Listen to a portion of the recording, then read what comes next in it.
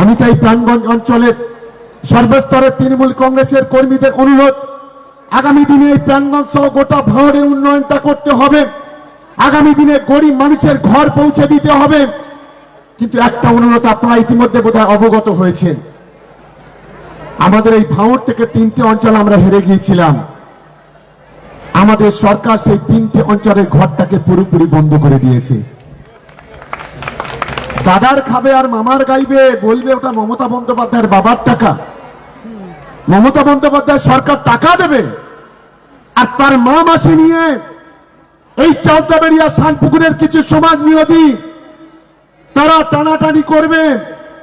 আমরা বলছি টাকা আমরা বন্ধ করে দিয়েছি, যদি হিম্মত থাকে বাপের বেটা হও, সেই টাকা নিয়ে নাও, দেখি কত বাপের বেটা আছো তোমরা।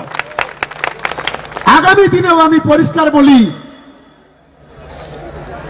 আমাদের এই অঞ্চলে সিএমআরতে যে নাম এসছে, আমি প্রত্যেকটা নেতার কাছে অনুরোধ করব, আইএসএফ এর একজন না যেন টাকা পায় তার ব্যবস্থা আমাদের তৃণমূল কংগ্রেসকে করতে হবে।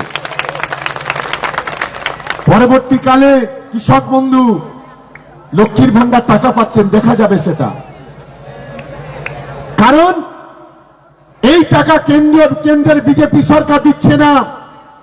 এই টাকা নওশাদ আব্বাসের মতো দালালরা দেয় না। এই টাকা মমতা বন্দ্যোপাধ্যায় তার রাজস্ব কোটা থেকে বাংলার গরিব মানুষের হাতে পৌঁছে দিচ্ছে, বাংলার মানুষের মুখে হাসি ফোটাচ্ছে। তাই প্রাণগঞ্জ অঞ্চলের নেতাদের কাছে অনুরোধ করব, ইতিমধ্যে পিডব্লিউএল এর ঘরের টাকাটা পৌঁছে গেছে।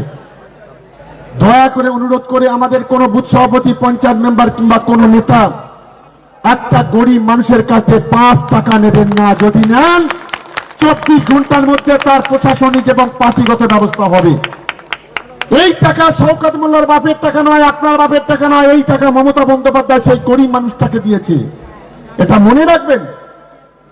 আর সিএমআর থেকে যে ঘর এসছে, সেই ঘর একবার ছাড়াই বাছাই করে তৃণমূল কংগ্রেসের কর্মীরা পাবে, এটা তাদের অধিকার।